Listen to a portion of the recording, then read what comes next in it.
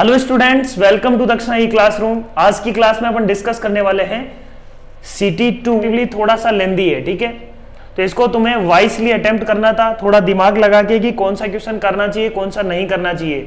कुछ क्वेश्चन इसमें बहुत लेंदी है ना, कुछ क्वेश्चन इसमें ट्रिकी है, तो अपने को ट्रिकी क्वेश्चन में उलझना नहीं था, ठीक है। तो अपन शुरू करते हैं। मैं ये बोलूंगा कौन कौन सा क्वेश्चन तुम्हें पहले अटेम्प्ट में करना चाहिए था। क्वेश्चन नंबर 1 कर लेना चाहिए था तुम्हें, क्वेश्चन नंबर 3 कर लेना चाहिए था, क्वेश्चन नंबर 4 बी कर लेना चाहिए था, है ना। उसके बाद अपन बोलेंगे question number 7 F of X वाला, F of X is equal to F inverse X, वो क्वेश्चन तुम कर सकते हो आराम से। क्वेश्चन नंबर 9 वो भी तुम कर सकते हो आराम से। उसके बाद अपन बोलेंगे कि question number 13 a culture initially has, ये क्वेश्चन भी तुम कर सकते हो। और जो लास्ट 2 प्रॉब्लम्स है पैराग्राफ बेस्ड, ये क्वेश्चन तुम फर्स्ट अटेम्प्ट में कर सकते हो, ठीक है। तो ये अराउंड 10 प्रॉब्लम्स हो गई, यही क्वेश्चन अपने को एग्जाम में करके आनी थी, है ना। तो ये एक बहुत बड़ा इंपॉर्टेंट पार्ट होता है बच्चों की, किस तरीके से तुम पेपर को अटेम्प्ट करते हो, क्वेश्चन में फंसना नहीं है अपने को। तो देखो शुरू करते हैं, है ना। क्वेश्चन नंबर 1 पहले मैं डिस्कस कर रहा हूं सेक्शन 1 है ना, double digit integer,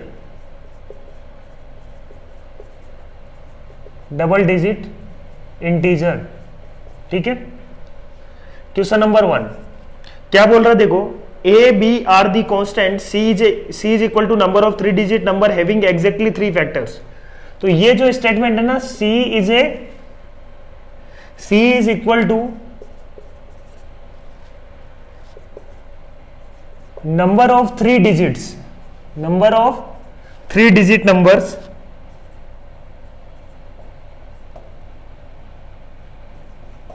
having exactly 3 factors।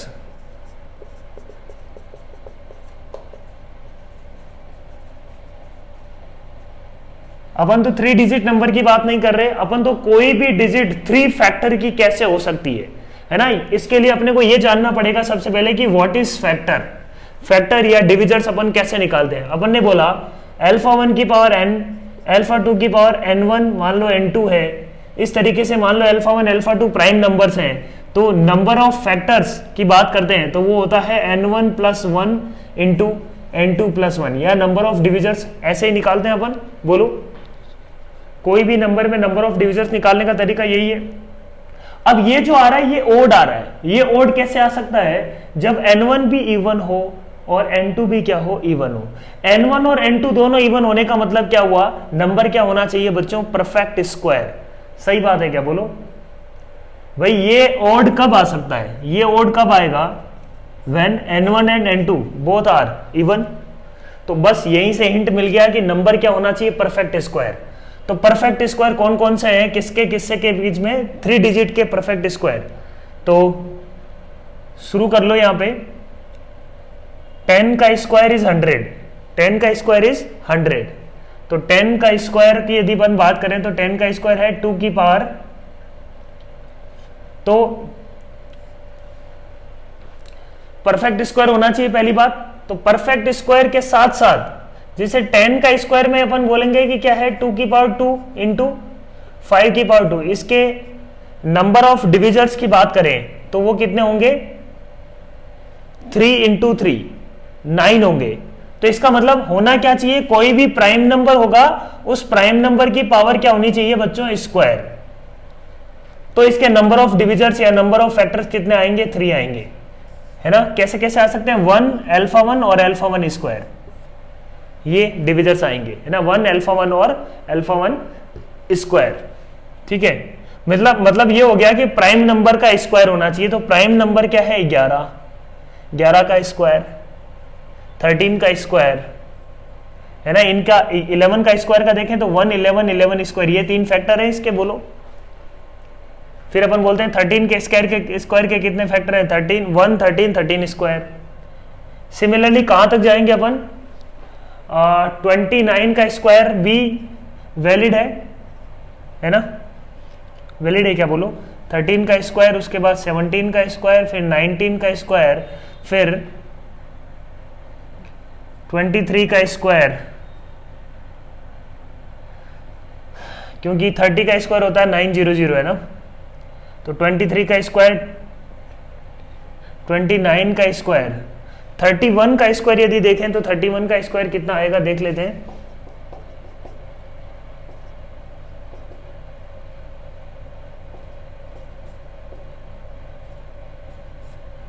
है ना, 31 का स्क्वायर भी कोई प्रॉब्लम नहीं क्रिएट कर रहा, बोलो, तो 31 का स्क्वायर भी आएगा।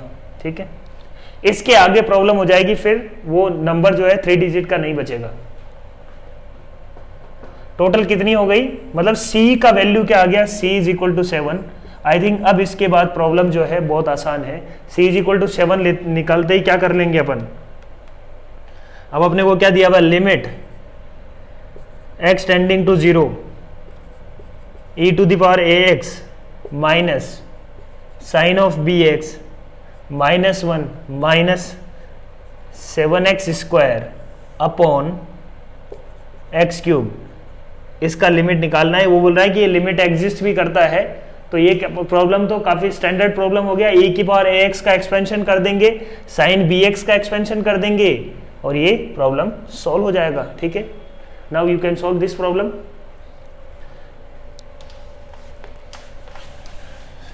ये था अपने पास क्वेश्चन नंबर 1। एक्सपेंशन कर दो या एल ऑर्बिटल लगा लो, दोनों से ही बन जाएगा। नेक्स्ट है बच्चों क्वेश्चन नंबर 2। देखो क्वेश्चन नंबर 2 जो है इसको समझते हैं। क्या दिया हुआ है अपने पास, एक फंक्शन दिया हुआ है, इस फंक्शन का डिफरेंशिएबिलिटी और कंटिन्यूटी के बारे में कमेंट करना है। इस फंक्शन को मैं यदि लिखूं x into greatest integer of x, तो मैं इस फंक्शन को क्या लिखता हूं, x इज बिटवीन -4 टू -3, है ना, x is between -4 to -3, greatest integer क्या हो जाएगा, -4, तो ये फंक्शन हो जाएगा अपने पास greatest integer of x into X था, -4x हो जाएगा। When x is between -3 to -2, तो ये फंक्शन हो जाएगा बच्चों -3x, है ना। When x is between -2 to -1, तो ये फंक्शन हो जाएगा -2x। When x is between -1 to 1 में अपने को गिवन है ना, -1 टू 1 में फंक्शन की वैल्यू डिफरेंट है, -1 टू 1 में दिया हुआ है 1 - x, ठीक बात, बोलो। नेक्स्ट है when x is between 1 to 2, x यदि 1 टू 2 में है तो आंसर होगा x square -3x plus 2, given है अपने को। When x is between 2 to 4, function अपने को दिया हुआ है x -2 into greatest integer of x, तो इसको ब्रेक कर लेते हैं, बिटवीन 2 टू 3, बिटवीन 3 टू 4, ठीक है, ब्रेक कर लिया अपन ने। तो बिटवीन 2 टू 3 में x -2 इंटू 2 आ जाएगा ये, और बिटवीन 3 टू 4 में ये आ जाएगा x -2 इंटू 3 आ जाएगा, बोलो सही है बात, है ना। अब अपने को क्या करना है, यहाँ पे अपने को इस फंक्शन में देखो, क्वेश्चन को यदि पढ़े अपन आराम से, a एक सेट दिया हुआ है -3 -2 -1 0 1 2 3, ये बोल रहा है कि out of this set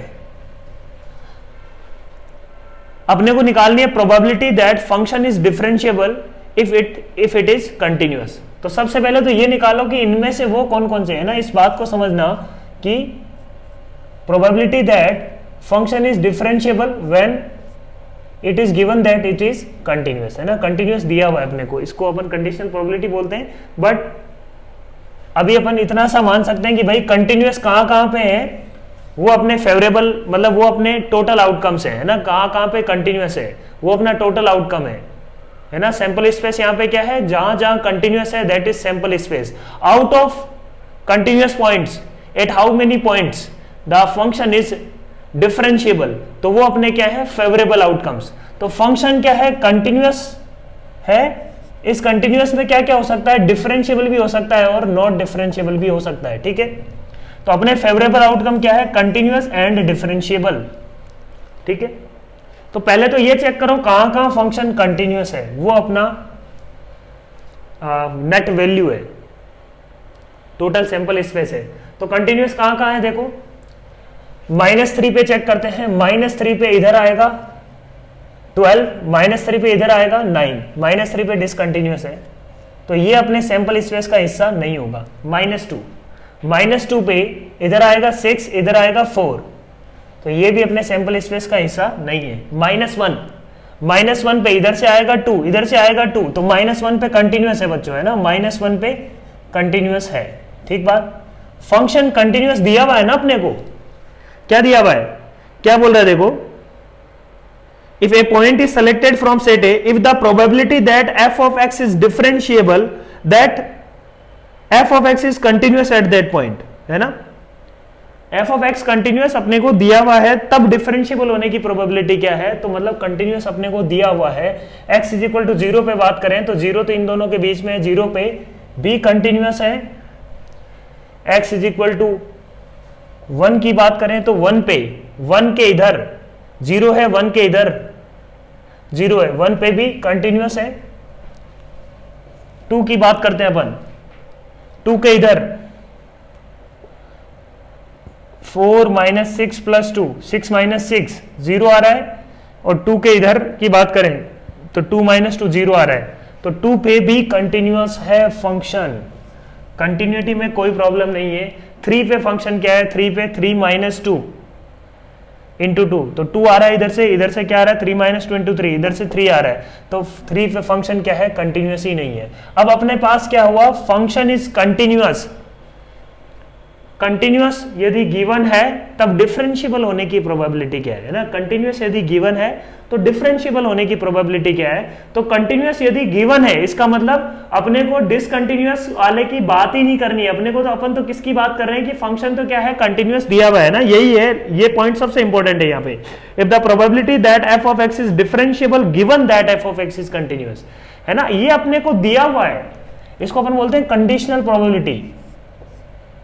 function continuous अपने को दिया हुआ है, तब डिफरेंशिएबल होने की प्रोबेबिलिटी क्या है, तो अब अपन इन पे चेक करते हैं कि इन जो कंटिन्यूअस वाले पॉइंट्स हैं इनमें कहां पे डिफरेंशिएबल है, कहां पे नॉट डिफरेंशिएबल है ना बात।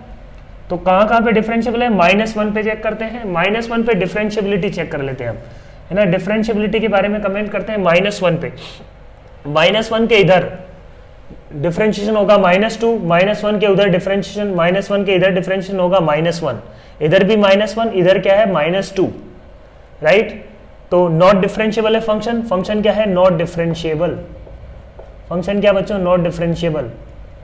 0 की बात करें तो 0 पे तो ये एक ही फंक्शन है, 0 के इधर उधर, तो फंक्शन क्या है 0 पे डिफरेंशिएबल। 1 की बात करें तो 0 पे ये -1 से 1 के बीच में कहीं ना कहीं 0, तो भी फंक्शन क्या आएगा, डिफरेंशिएबल आएगा। ठीक है, अब बात करते हैं 1 की, 1 माइनस पे -1, 1 प्लस पे फंक्शन को देखते हैं डिफरेंशिएट करके, डिफरेंशिएशन होगा 2x - 3, 1 रखने पे क्या आ रहा है बच्चों, डिफरेंशिएशन आ रहा है -1, इधर भी -1, इधर भी डिफरेंशिएशन आ रहा है -1, तो x इज इक्वल टू 1 के about LSD is equal to RSD, तो फंक्शन क्या आ रहा है बच्चों, differentiable. x is equal to 2 पे चेक कर लेते हैं, 2 के इधर ये फंक्शन का डिफरेंशिएशन होगा 2x - 3, मतलब 4 - 3, 1 आ रहा है आंसर, मतलब RSD 1 आ गया, LSD 1 आ गया, RSD निकाल लेते हैं, RSD क्या आएगा, डिफरेंशिएशन करने पे x का कोएफिशिएंट आ रहा है 2, मतलब फंक्शन आ रहा है नॉट डिफरेंशिएबल। तो देखो 4 पॉइंट्स में out of 4 points 82 points function is differentiable, 82 points function is not differentiable. ये बोल रहा है कि फंक्शन यदि कंटिन्यूअस दिया हुआ है तो टोटल फेवरेबल कितने हो गए, 4 out of 4, 82 points function is differentiable, और अपने फेवरेबल आउटकम्स क्या है 2, ये total upon favourable outcomes, so this is probability.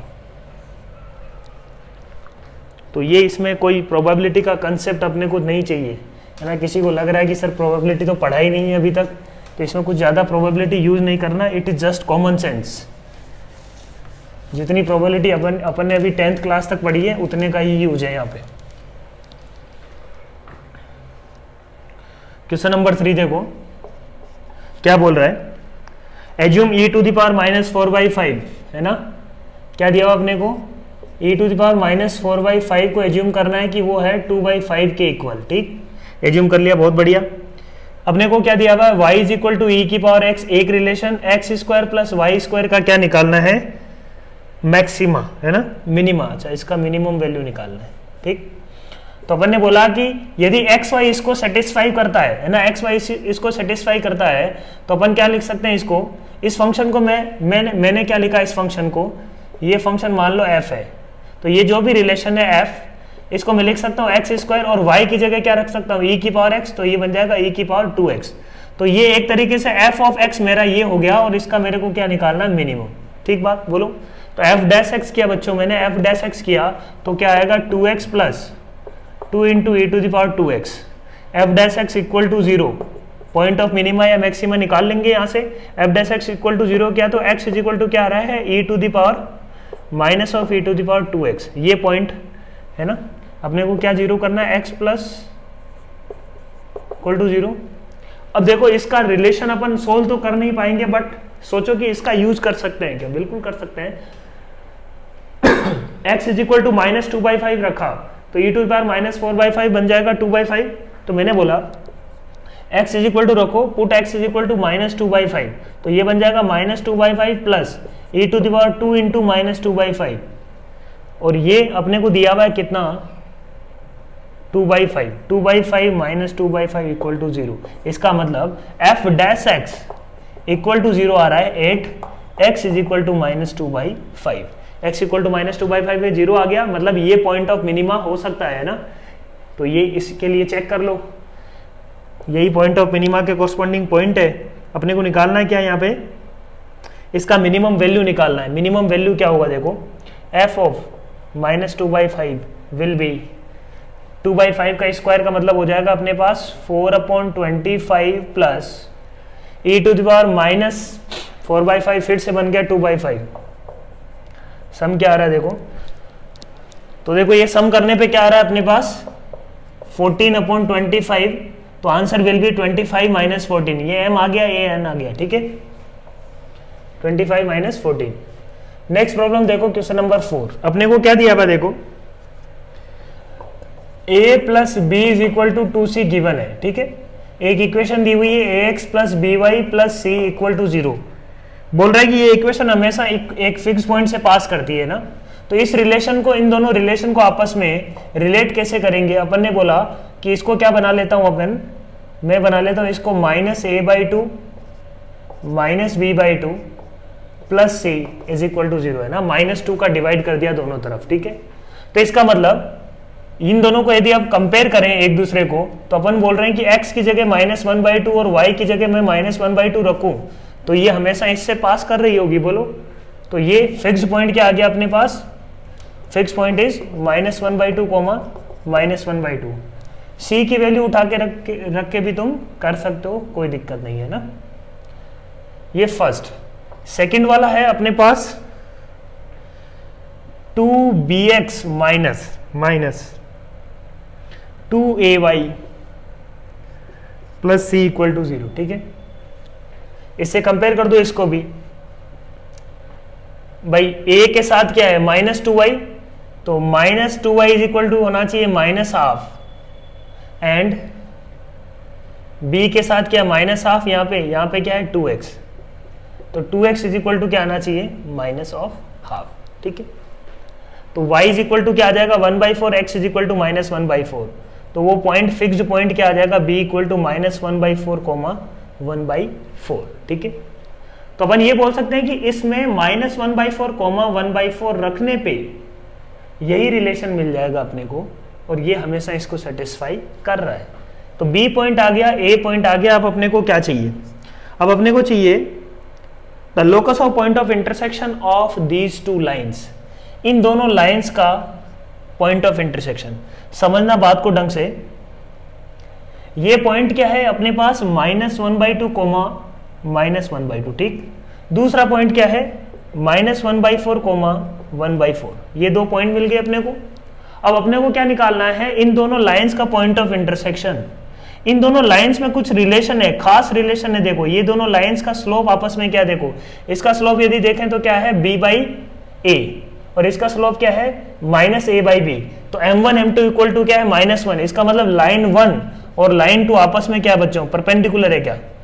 इसका मतलब इनका जो पॉइंट ऑफ इंटरसेक्शन जो भी होगा अल्फा कोमा बीटा, लेट से वो है h, k, वो h, k किस तरीके से वेरी कर रहा होगा, कि इन दोनों से एक लाइन निकल रही है, एक लाइन यहाँ से निकल रही है, एक लाइन यहाँ से निकल रही है, वो पॉइंट ऑफ इंटरसेक्शन पे क्या एंगल बन रहा होगा 90 degree, because they are perpendicular.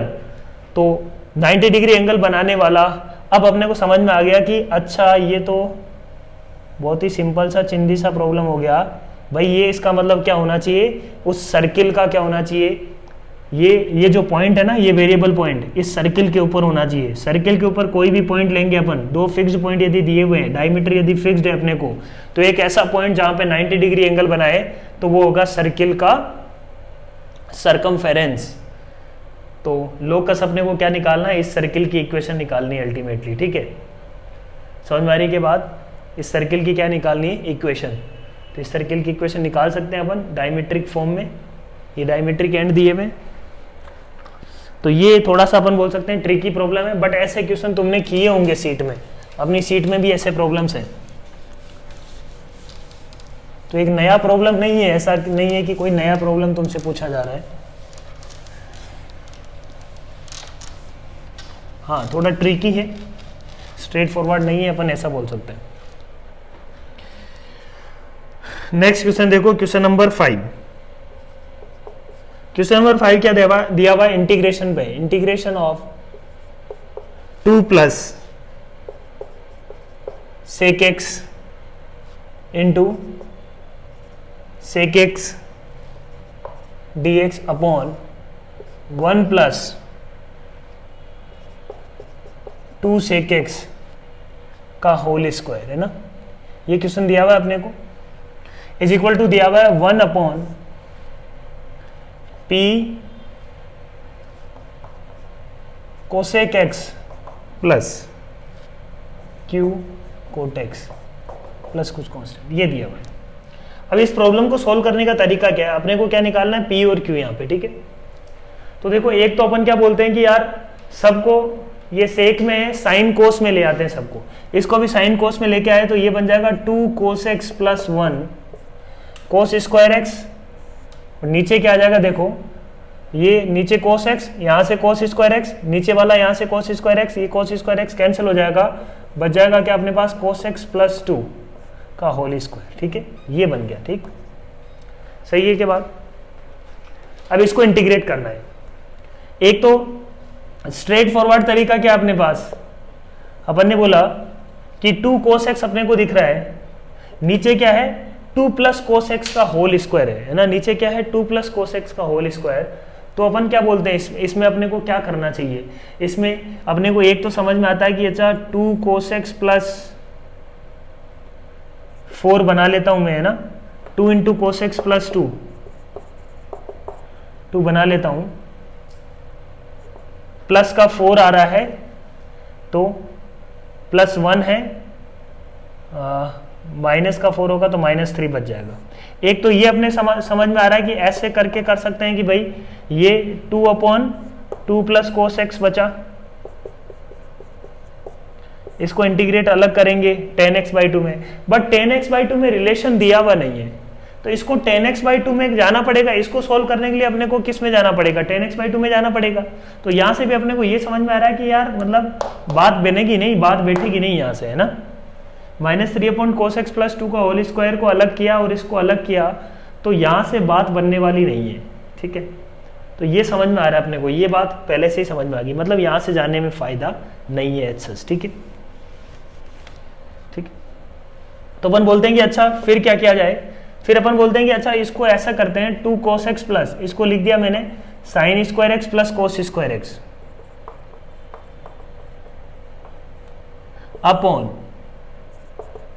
है ना। ये इंटीग्रेशन थोड़ा सा ट्रिकी है, देखो अपॉन में a plus b cos x का होल स्क्वायर दिख रहा है, तो इस इंटीग्रेशन का हमेशा ध्यान रखना कि वो इंटीग्रेशन हमेशा ट्रिकी है, वो इसी अप्रोच से बनता है ना। ये एक तरीके से हिंट है, a sine x plus b cos x का होल स्क्वायर हो नीचे, चाहे a plus b cos x का होल स्क्वायर हो, और इस टाइप का कुछ पूछा जा रहा है, स्टैंडर्ड इंटीग्रेशन होता है ना, उसको इसी तरीके से कुछ किया जाता है। तो अपन ने क्या बोला, इसमें cos x बाहर लिया, अंदर बचेगा 2 plus cos x upon 2 plus cos x का whole square plus sine square x upon 2 plus cos x का होल स्क्वायर का इंटीग्रेशन। ठीक है, देखो अब इसको अपन क्या करते हैं, 2 प्लस कोस एक्स के 2 प्लस कोस एक्स गया एक, इसको लगा दो इंटीग्रेशन बाय पार्ट्स। कैसे, कोस एक्स को फर्स्ट फंक्शन मानते हुए और 2 प्लस कोस एक्स को सेकंड फंक्शन मानते हुए इसका तो अपन इंटीग्रेशन करेंगे और इसका क्या करेंगे, डिफरेंशिएशन। तो इसका इंटीग्रेशन करते हैं, कोस एक्स का इंटीग्रेशन हो जाएगा साइन एक्स, तो ये बनेगा sign x upon 2 plus cos x minus, क्या कर रहे हैं, बाई पार्ट्स कर रहे हैं, इस वाले फंक्शन पे बाई पार्ट्स लगा रहे हैं। तो sine x upon 2 plus cos x minus integration of sine x as it is, differentiation किसका, 1 upon 2 plus cos x, 1 upon 2 plus cos x का डिफरेंशिएशन हो जाएगा कोस एक्स का माइनस साइन एक्स,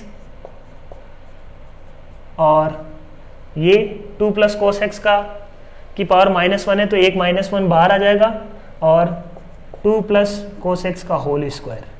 ये एक सुंदर सा डिफरेंशिएशन है, इसका ये बाई पार्ट्स जो है ना वो काफी अच्छा आ रहा है, साइन स्क्वायर एक्स बन रहा है, नीचे क्या बन रहा है, 2 प्लस कोस एक्स का होल स्क्वायर, वो इससे क्या हो जाएगा बच्चों, कैंसिल हो जाएगा। तो ये अपने पास बचा sign square x upon 2 plus cos x का होल स्क्वायर, ये इससे क्या हो गया बच्चों, कैंसिल। इसका मतलब ये इसके इक्वल आना चाहिए, तो इसका मतलब क्या हो गया, sine x upon 2 plus cos x is equal to, इसको थोड़ा सिंप्लीफाई करेंगे तो ये भी क्या आ जाएगा, देखो sign x upon 1 upon sine x है तो p plus Q cos x, तो p की वैल्यू क्या आ जाएगी यहाँ से 2 और q की वैल्यू क्या आ जाएगी बच्चों 1।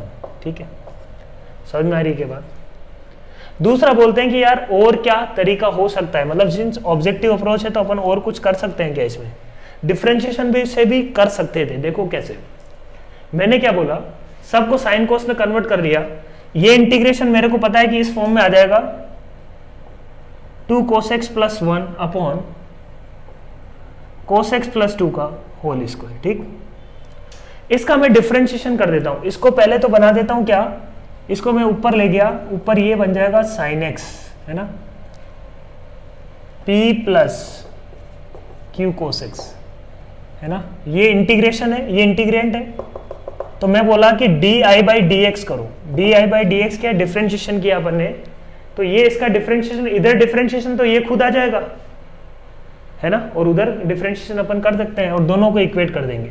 साइन एक्स का डिफरेंशिएशन, एक ऊपर वाले का डिफरेंशिएशन साइन एक्स का क्या हो जाएगा, cos x p plus Q cos x minus sine x as it is, p plus Q cos x का डिफरेंशिएशन क्या हो जाएगा, माइनस क्यू साइन एक्स, तो ये हो जाएगा q साइन एक्स अपॉन क्या हो जाएगा p प्लस क्यू। देखो कुछ सिमिलर टर्म अपने को मिल रही है, इसीलिए करने से फायदा होगा है ना, ये अपन सोच रहे हैं। D by D X is equal to क्या रहा है, देखो q sine square X, q sine square X, ये सम हो गया, q cos square X, q sine square X, summation आ गया, तो ये क्या बन रहा है, देखो p cos X plus q times cos square X plus sine square X which is 1, तो q upon p plus Q cos x का होल स्क्वायर। इधर डिफरेंशिएशन है, ये इसको इक्वेट कर देते हैं, इधर इसका डिफरेंशिएशन ये हो जाएगा और इसको अपन इक्वेट कर देंगे p cos X plus Q upon p plus Q cos x का होल स्क्वायर। तो देखो साफ साफ अपने को समझ में आ रहा है चीजें कौन सी सेट हो रही है। p को मैं यदि 2 मान लूं, p को 2 मान लूं और q को 1 मान लूं तो चीजें बन जाएगी। ठीक है, so that is another way, objective में अपन ऐसा भी कर सकते हैं। ठीक है, ये था क्वेश्चन नंबर 5। तो फर्स्ट सेक्शन अपना कंप्लीट होता है, नेक्स्ट सेक्शन पे आते हैं अपन। सो नेक्स्ट सेक्शन है अपने पास सेक्शन नंबर 2, 1 और more than 1 correct.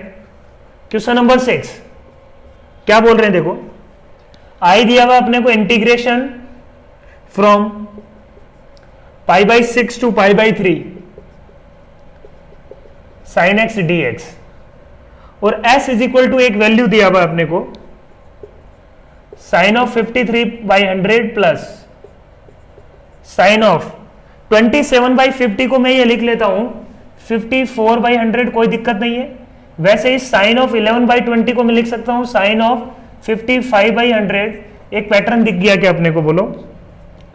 Sign of 51/50 को मैं क्या लिख सकता हूं यहां पे, 51/50 को 102/100।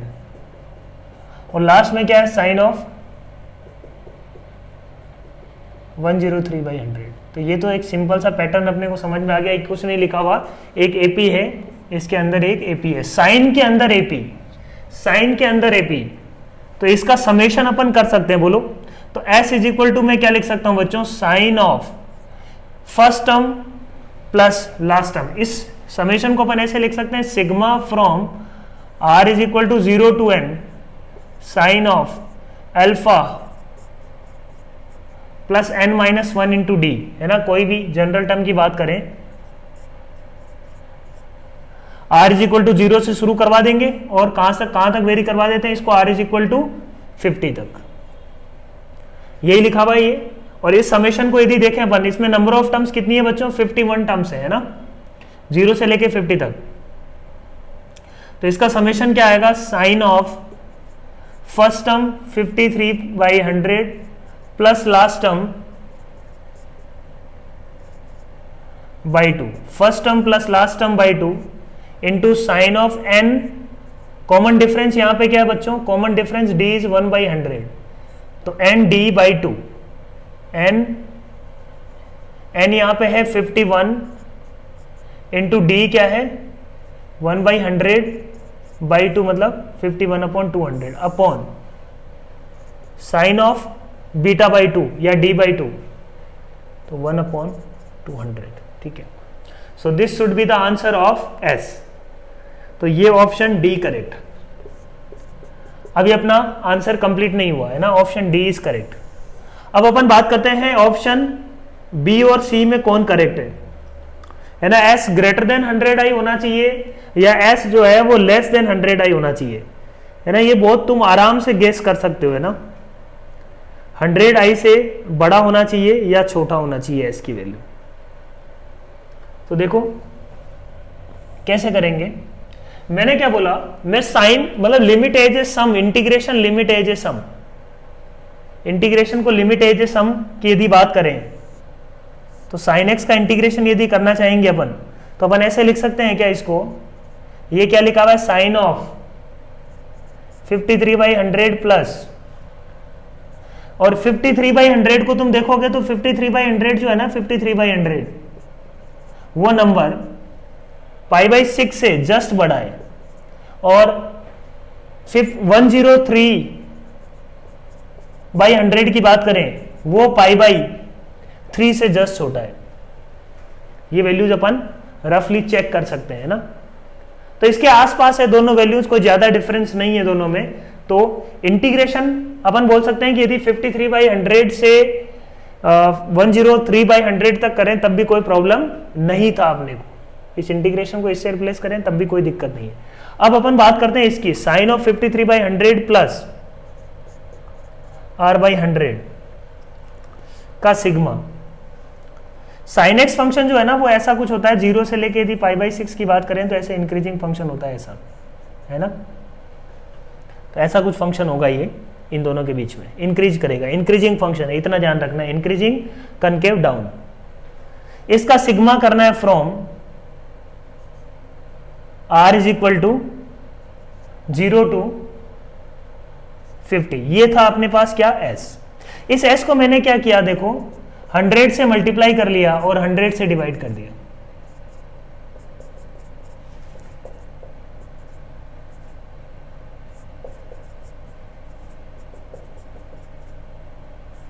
है ना।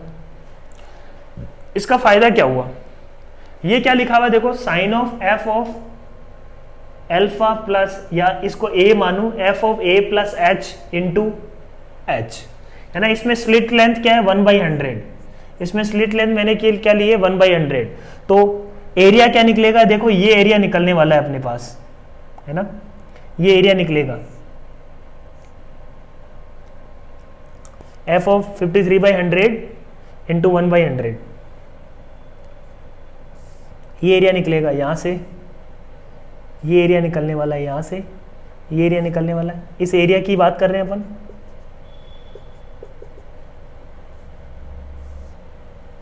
है ना, r इज इक्वल टू यदि 0 लिया तो 0 पे f ऑफ 53/100 इंटू एच। तो ये स्लिट की बात कर रहे हैं अपन, ये स्लिट की बात कर रहे हैं, ये स्लिट की बात कर रहे हैं। अब अपन ने क्या किया, ये एक एरिया निकला, स्लिट लेंथ को अपन मान लो छोटा कर दें तो वो क्या बन जाता है बच्चों, इंटीग्रेशन, ये अपन जानते हैं। तो मैंने क्या बोला, स्लिट लेंथ को मैंने ऐसे लिख दिया sigma r is equal to 0 to, ये n 100 है तो ये n/2 तक जा रहा है, तो 0 है तो मैं कहां तक चला जाता हूं, n/2 तक, 1/n साइन ऑफ 53/100 प्लस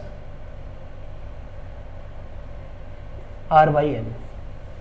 इसका सिग्मा किसके बराबर होगा, है ना, इसका सिग्मा किसके बराबर होगा, इसको मैं लिख लेता हूं s/100 लिख लेता हूं, s/100 is equal to this, ठीक है। तो इसका सिग्मा किसके बराबर होगा बच्चों, इसका सिग्मा होगा i के बराबर। बोल सकते हैं कि अपन i इज इक्वल टू क्या होगा, इंटीग्रेशन, इसका सिग्मा को लिख सकते हैं r इज इक्वल टू 0 पे ये हो जाएगा अपने पास 50, 0 पे 0 और n/2 रखने पे r/n को अब क्या ले लेंगे अपन, t ले लेंगे, और n टेंडिंग टू इन्फिनिटी पे t टेंडिंग टू 0 होगा, और 1/n कन्वर्ट हो जाएगा dx में। ये इंटीग्रेशन में कैसे कन्वर्ट होता है अपन जानते हैं, 1/n कन्वर्ट हो जाएगा dx में, और ये बन जाएगा sine of 53/100 plus x into dx। r is equal to 0 पे 0, n टेंडिंग टू इन्फिनिटी पे n/2 पे ये कहाँ तक जाएगा, 1/2 तक, ठीक है। ये इंटीग्रेशन में कन्वर्ट हो गया ये। अब ये इंटीग्रेशन की यदि बात करें ना, इस इंटीग्रेशन की यदि बात करें, ये तो यहां से यहां तक एरिया है स्लिट का, स्लिट यदि अपन बड़ा रखेंगे तो ये एरिया, ये कुछ एरिया तो बच ही रहा है ना यहाँ पे ऊपर, तो ये एरिया जो भी आएगा ये इससे बड़ा, ये वाला एरिया बड़ा आएगा, अपन ये बोल रहे हैं, क्योंकि इंटीग्रेशन तो पूरा एरिया कवर करता है, इंटीग्रेशन क्या करता है, पूरा एरिया कवर करता है, और ये क्या है, ये एरिया छोड़ रहा है, ये समझ में आ रही है क्या बात, ये वाला एरिया इसमें क्या कर रहा है, छूट रहा है। तो ये जो आने वाला है इसका output, this will be greater than this, ये यहां से जो भी मिलने वाला है इससे ये क्या होगा, बड़ा होगा। तो अपन बोल सकते हैं कि I must be what, I must be greater than s/100, है ना, I must be greater than s/100। तो यहां से क्या आ जाएगा, s is less than 100 I, ठीक है।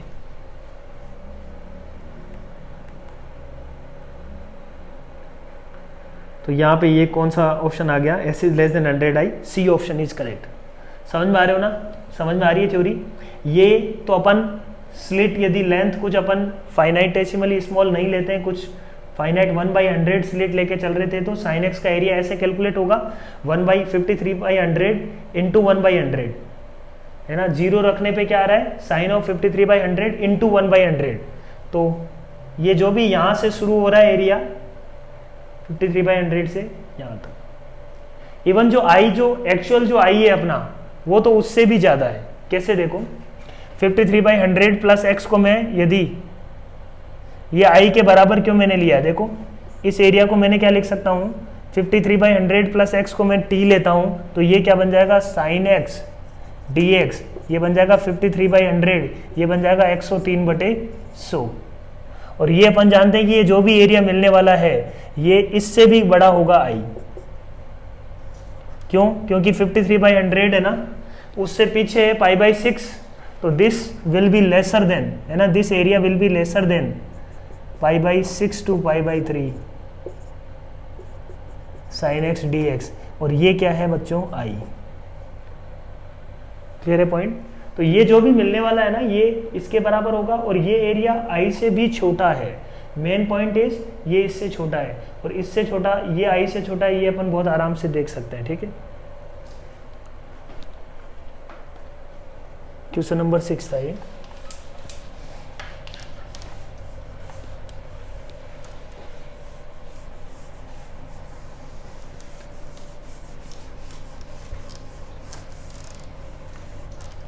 तो ये बेसिक कंसेप्ट पे था प्रॉब्लम, है ना, बहुत सारा विजुअलाइजेशन भी चाहिए था। क्वेश्चन नंबर 7 देखो क्या दिया हुआ है अपने को, देखो f of x is equal to 2x plus 5 upon x minus two, काफ़ी सिंपल प्रॉब्लम है ये। f इनवर्स x यदि अपन निकालेंगे तो भी वही आएगा यहाँ पे, वो भी यही आएगा 2x plus 5 upon x minus two, ठीक है। तो f x is equal to F inverse x for all x, सही बात है, कोई दिक्कत नहीं है। ये बोल रहा है कि यदि f x is equal to F inverse x है, देन बी ऑप्शन क्या है, f inverse x is equal to x होगा पक्का से। ऐसा कोई जरूरी नहीं है, f inverse x is equal to x को सोल्व कर लो अपन, 2x plus 5 upon x minus two is equal to x. इसको सिंप्लीफाई करते तो ये क्या आ जाएगा बच्चों, 2x plus 5 is equal to x square minus 2x, simplify किया x square minus 4x plus 5 equal to 0, x minus क्या आ जाएगा ये x minus 5 into x plus 1 is equal to 0, है ना, ये आ रहा है। तो एक तो आ रहा है x इज इक्वल टू 5 और एक आ रहा है x is equal to minus 1। ये तो f x is equal to F inverse x is true for all x belongs to r except, है ना, डोमेन में जो जो पॉइंट हटा दो, r माइनस टू के लिए हमेशा ट्रू है ये, बट ये f inverse x is equal to x तो सिर्फ इसी के लिए ट्रू है ना।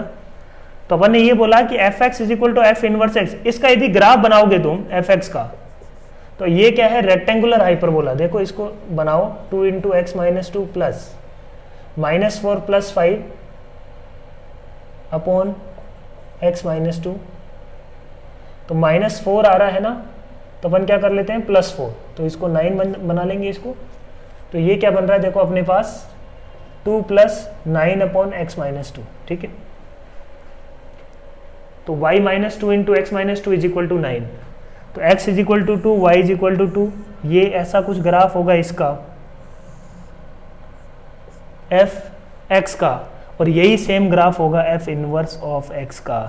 अब देख लो जो जो बातें हैं, कौन कौन सी बातें इसमें ट्रू है, कौन कौन सी बातें फॉल्स है, ठीक है।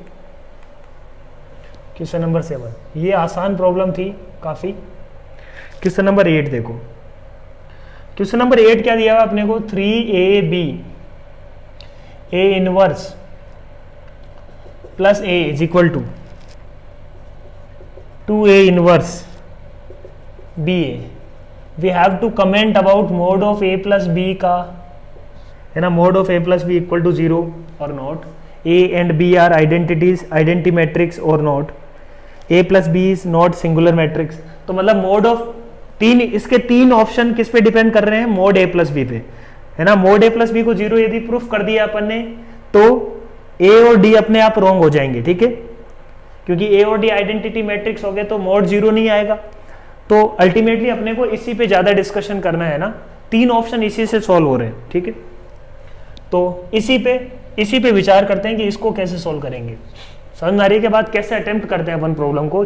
4 ऑप्शन में से 3 ऑप्शन सिर्फ इस बात पे डिपेंड कर रहे हैं, मेरे को ये समझ में आ गया। इसका मतलब इसको निकालते हैं, उसके बाद चीज़ों को सोचेंगे।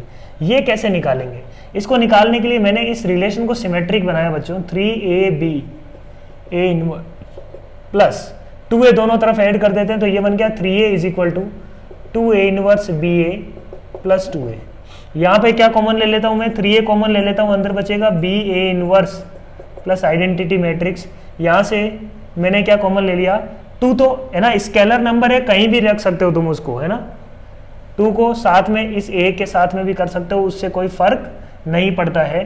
तो मैंने बोला कि a इनवर्स b प्लस आई बच जाएगा, और मैंने 2a बाहर कॉमन ले लिया, ठीक है। अब इस i के बारे में मैं क्या बोल सकता हूं, b a इनवर्स, i को लिख लेते हैं a इनवर्स। उससे फायदा क्या हुआ, एक चीज और कॉमन आ जाएगी, है ना। यहां से देखो क्या क्या आ रहा है अपने पास, 3a इंटू बी प्लस ए, और पोस्ट इनवर्स कॉमन ले लिया अपन ने, इज इक्वल टू यहाँ पे क्या कॉमन आ रहा है, ए इनवर्स लिखने के बजाय मैं इसको ए इनवर्स ए लिख लेता हूँ, कोई फर्क नहीं पड़ेगा, उससे क्या फर्क पड़ना है। अब मैंने क्या कॉमन ले लिया बच्चों, ए इनवर्स, अंदर बचेगा बी प्लस ए इंटू 2a, ठीक है। अब ये जो रिलेशन आ रहा है काफी सुंदर सा रिलेशन आ रहा है। अपन ने बोला कि दोनों तरफ क्या लगा दो, डिटर्मिनेंट, डिटर्मिनेंट लगाया, तो ये क्या बन रहा है, ये तो बन जाएगा 3 इंटू ए है, तो 3 की पावर n, 3 क्रॉस 3 मैट्रिक्स है, तो 3 की पावर n बाहर आता है, mod of a, mod of b plus a, mod of a inverse is will be 1 upon determinant of a, क्योंकि ए नॉन सिंगुलर मैट्रिक्स दिया हुआ है अपने को,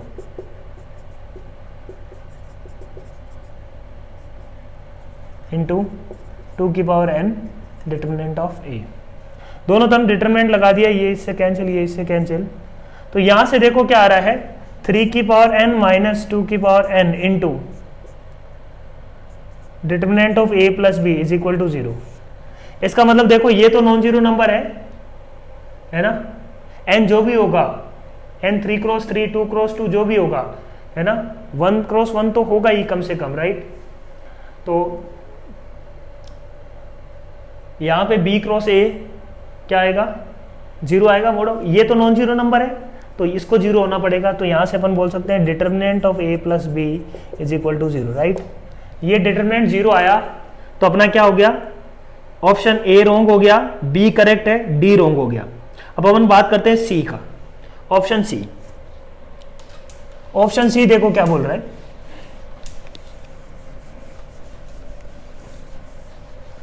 ऑप्शन सी। ऑप्शन सी में यदि बात करें अपन, इस रिलेशन का फिर से कुछ यूज किया जा सकता है क्या ऑप्शन सी में। ऑप्शन सी में अपने को निकालना है A B A inverse, A B A inverse, A B A inverse दिख रहा है अपने को, ए इनवर्स बी ए दिख रहा है अपने को। तो कुछ इसी को कुछ यूज करने की कोशिश करते हैं। तो मैंने क्या बोला, इसको मैंने बोला बना दिया 3 a B A inverse minus 3 a inverse b a कर लिया मैंने, है ना, एक एक्स्ट्रा कर लिया माइनस में, तो उधर मेरा बच जाएगा माइनस ए इनवर्स बी ए, ठीक है। ए इनवर्स बी ए मैंने एक्स्ट्रा माइनस कर दिया, तो दोनों तरफ कर दिया उसको, 3 कॉमन, 3 कॉमन होगा,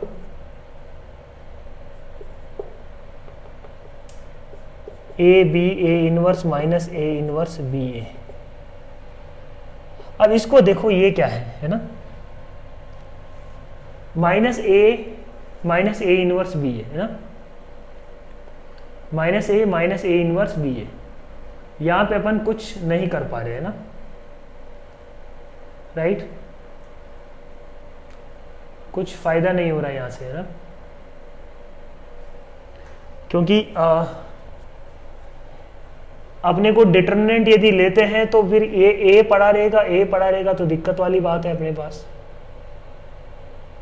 है ना। तो अपन को क्या करना चाहिए, इस तरीके से कुछ करें। अच्छा, इसमें से अपन, हाँ, यहां से बन जाएगा।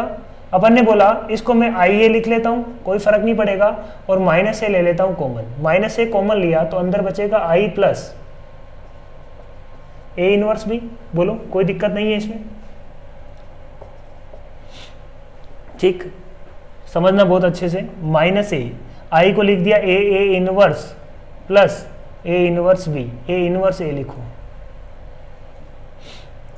माइनस ए इनवर्स कॉमन ले लो, अंदर बचेगा ए प्लस बी, ठीक है,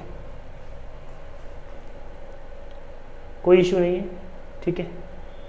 ये यहां पे कॉमन आएगा, ये गड़बड़ है, क्योंकि पोस्ट माइनस ए बाहर जाएगा उधर, है ना, पोस्ट और प्री में फर्क पड़ता है यहाँ पे, और ये ए इनवर्स यहाँ होगा और माइनस ए यहाँ आएगा, ठीक है। ये वापस करेक्ट कर लो, ठीक है।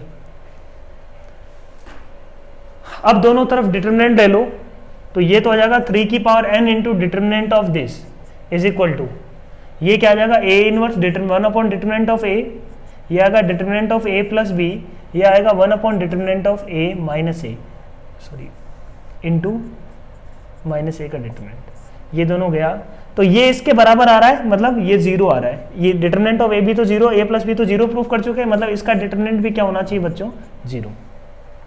तो इसका डिटर्मिनेंट 0 होना चाहिए, यही अपने से पूछ रहा है कि determinant of this is equal to 0, option C is also correct, ठीक है। नेक्स्ट है question number 9।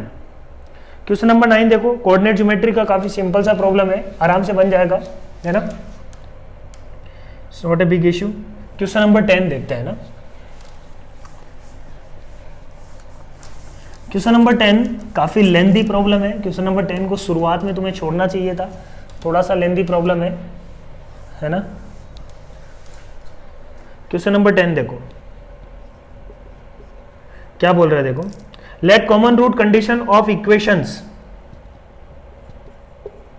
2ax³ plus bx²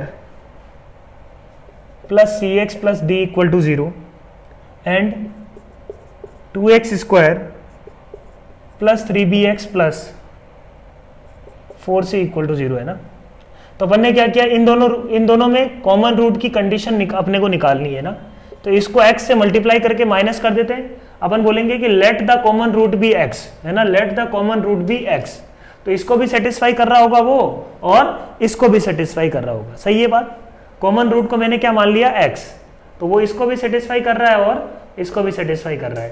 तो x से मल्टीप्लाई करके क्या कर लेते हैं अपन बच्चों, उस कॉमन रूट से मल्टीप्लाई करके माइनस कर लिया, तो ये 2x³ गया। यहाँ पे ये क्या आ रहा है देखो, इक्वेशन 2 है मान लो, ये इक्वेशन 1, तो अपन 2 - 1 कर रहे हैं, ठीक है। 2 - 1 किया, ये इससे माइनस, ये आ जाएगा 3bx², तो हो जाएगा 2bx², है ना। 2 - 1 करने पे क्या आ रहा है, 2bx², ये 4cx माइनस cx हो जाएगा 3cx माइनस का d इज इक्वल टू 0। तो एक रूट आ रहा है अल्फा जो इसको सेटिस्फाई कर रहा होगा, मतलब जो कॉमन रूट है वो इसको सेटिस्फाई जरूर करेगा, ठीक है बात।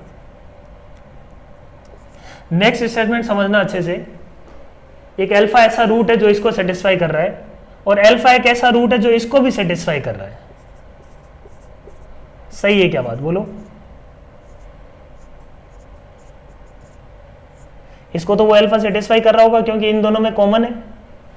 अब रिलेशन को बहुत अच्छा क्वेश्चन बन गया ये, देखो कंडीशन ऑफ कॉमन रूट अब इसके लिए लगाओ, इसके लिए कंडीशन ऑफ कॉमन रूट लगाओ। कंडीशन ऑफ कॉमन रूट इसके लिए लगाएंगे तो देखो अपने पास क्या मिलने वाला है ना, अपने पास मिल जाएगा यहां पे α² अपॉन 12c² माइनस प्लस हो जाएगा 3bd upon alpha is equal to क्या होगा, -2ad minus 8bc is equal to 1 upon 6b² minus 6ac, ये बन गया। यहां से देखो कंडीशन निकालो, कंडीशन निकालोगे है ना, अल्फा की वैल्यू यहां से उठा के इन दोनों रिलेशन में, यहां से दोनों से अल्फा उठा के यहां रखो तो क्या मिल जाएगा, देखो अपने को मिलने वाला है 12c² plus 3bd upon -2ad minus 8bc का whole square is equal to 1 upon 6b² minus 6ac। Finally ये रिलेशन मिलने वाला है, ठीक है। तो इस रिलेशन को यदि अपन देखेंगे तो ये रिलेशन अपने को क्या दिया हुआ है यहाँ पे, इस रिलेशन को रिलेट करना है अपने को, स्क्वायर वाले को एक तरफ ले आओ, स्क्वायर वाले को एक तरफ ले आते हैं, स्क्वायर वाले को एक तरफ लेके आए तो क्या मिल रहा है अपने को, -2ad, तो वो परफेक्ट स्क्वायर है तो इसको लिख लेते हैं 2ad प्लस 8bc का whole square is equal to, है ना, इसको उधर ले गए और इसको इधर ले आते हैं, 6b² minus 6ac upon into क्या आ जाएगा देखो 12c² प्लस 3bd। तो अब ये जो रिलेशन है ना, अब इसमें अपने को दिया हुआ है 9/2 टाइम्स समथिंग, तो लेमडा इंटू bc, है ना, लेमडा इंटू bc, तो यहां से 2 तो पहले 4 कॉमन ले लेते हैं, तो ये बचेगा ad, तो bc की फॉर्म में ले आते हैं तो ये हो जाएगा 4bc प्लस ad, 4 नीचे डिवाइड कर दिया अपन ने इधर, यहां से मैं क्या कॉमन ले रहा हूं, यहां से 6 कॉमन ले लूंगा, यहां से 3 कॉमन ले लूंगा, तो बाहर क्या आ रहा है अपने पास 18 कॉमन आ जाएगा, अंदर क्या बचेगा b² minus ac into 4c² plus bc, ठीक है। अब ये आ रहा है अपने पास 9/2, और अब जो एक्चुअल रिलेशन है उससे कंपेयर कर लो, ये एक्चुअल रिलेशन अपने पास लिखा हुआ है लेमडा bc प्लस ad का whole square is equal to 9/2 into mu bd है ना, mu B D, B D कहाँ था अपने पास, 3BC नहीं होगा ये, यहाँ पे बी डी होगा, हाँ 3BD है यहाँ पे, ठीक है ना। ये रिलेशन क्या है अपने पास देखो, म्यू बी डी मतलब म्यू आ गया 1 plus 4C square into MB square minus NAC, MB square minus NAC। तो ध्यान से देखो लैम्डा की, पहले तो म्यू की वैल्यू क्या आ रही है, म्यू बी डी मतलब म्यू की वैल्यू आ रही है 1, लैम्डा की वैल्यू क्या आ रही है, लैम्डा BC, तो लैम्डा इज इक्वल टू आ रहा है 4, m इज इक्वल टू क्या आ रहा है देखो, MB स्क्वायर, तो m is equal to 1 and n is equal to क्या आ रहा है देखो, n इज इक्वल टू अपने पास आ जाएगा NAC है ना, n is equal to -1 B square minus, अच्छा माइनस NAC है तो n इज इक्वल टू आ गया 1, ठीक है। तो ये वैल्यूज यहां से कंपेयर करके अपने को मिल गई है ना, थोड़ा सा लेंदी क्वेश्चन तो है बच्चों, है ना, कोई दिक्कत नहीं है, ठीक है। अब प्रॉब्लम पे आते हैं अपन, ये पूरी कहानी थी सिर्फ लैम्डा म्यू एम एन निकालने की, ठीक है, स्ट्रेट फॉरवर्ड प्रॉब्लम था, है ना, थोड़ा सिंप्लीफाई किया तो यहां तक अपन पहुंच गए, है ना। अब देखो प्रॉब्लम जो एक्चुअल है वो क्या बोल रहा है, ये बोल रहा है कि mx तो m1 है, x upon 1 plus x square का होल स्क्वायर प्लस nx तो k टाइम्स, k अपने को नहीं पता, k निकालना है, k टाइम्स nx, n भी 1 है तो x upon 1 plus x square plus lambda minus mu, lambda minus mu मतलब 4 माइनस 1 3 इज इक्वल टू 0। इस इक्वेशन के एग्जैक्टली 2 रूट्स है ना, अल्फा 1 अल्फा 2 दो ही रूट इसमें होने चाहिए, है ना। अभी तो ये क्वेश्चन शुरू हुआ है, राइट, ये क्वेश्चन अभी और अच्छा, है ना, अपन बोल सकते हैं कि अब इतने, वो तो सब कैलकुलेशन थी, ठीक है, यही अभी क्वेश्चन का कुछ सिग्निफिकेंस बना है, अब क्वेश्चन अच्छा बना है। अब देखो ये जो है ना, ये इसको मैं टी मानता हूं, तो ये क्या बोल रहा है, टी स्क्वायर प्लस के टी प्लस 3 का 2 रूट, टी का नहीं होना चाहिए बच्चों, x का 2 रूट होना चाहिए, ये बात यहां पे समझ में आना चाहिए कि इसमें क्या होना चाहिए, x की 2 वैल्यू सेटिस्फाई करना चाहिए, समझ में आ रही बात। और x होता क्या है, x अपने पास क्या है, t मुझे पता है x upon 1 plus x square का मतलब,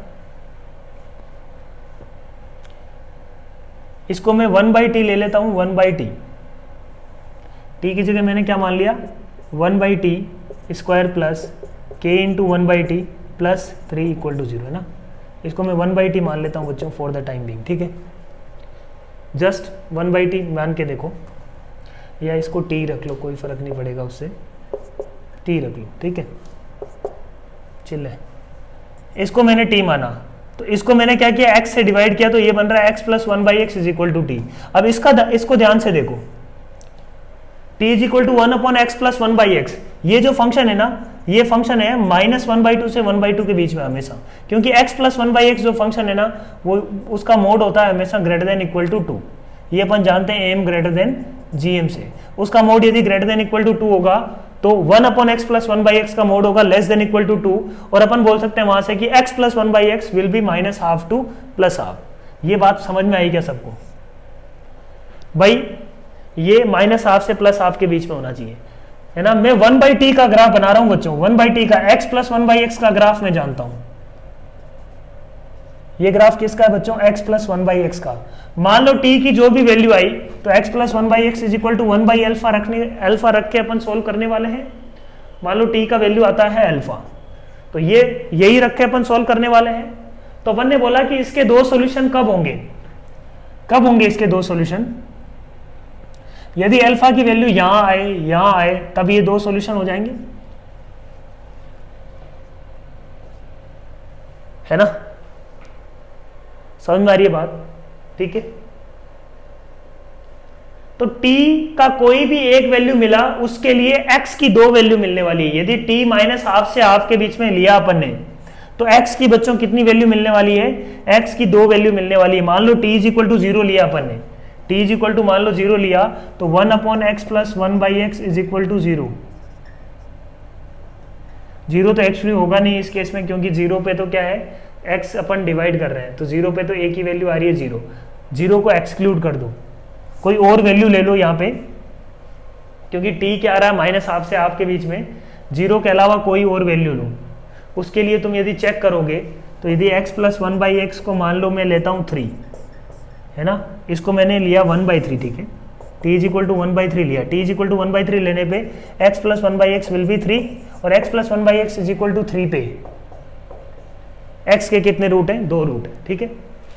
तो t की एक वैल्यू के लिए if that value lies between -½ to half, x plus 1/x की क्या आने वाली है बच्चों, 2 रूट आने वाला है, ठीक है। ये समझ में आना चाहिए, तब इस क्वेश्चन में मजा आएगा करने में। इसका मतलब इसका एग्जैक्टली 1 रूट होना चाहिए, किससे किसके बीच में, -1/2 से 1/2 के बीच में। यदि इसका एग्जैक्टली 1 रूट हुआ -1/2 से 1/2 के बीच में, तो ये इक्वेशन के 2 रूट होंगे x के कॉरस्पॉन्डिंग, है ना। मान लो t का वैल्यू आया 1/3, तो अपन ने बोला कि x की कितनी वैल्यू आएगी, 1/x प्लस 1/x को सोल्व करो इज इक्वल टू 1/3, तो यहाँ पे से अपन ने बोला कि x प्लस 1/x कितना आएगा 3। इसको सोल्व करेंगे तो x की 2 वैल्यू मिलने वाली है, α1 एंड α2। तो there exist exactly 1 value in -1/2 to 1/2।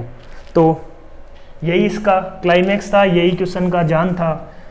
ये अपन यदि समझ पा रहे हैं तो अपन ने बोला कि इस क्वाड्रेटिक इक्वेशन का -½ से +½ में एग्जैक्टली 1 रूट होना चाहिए, तो f of -½ into f of half must be less than 0।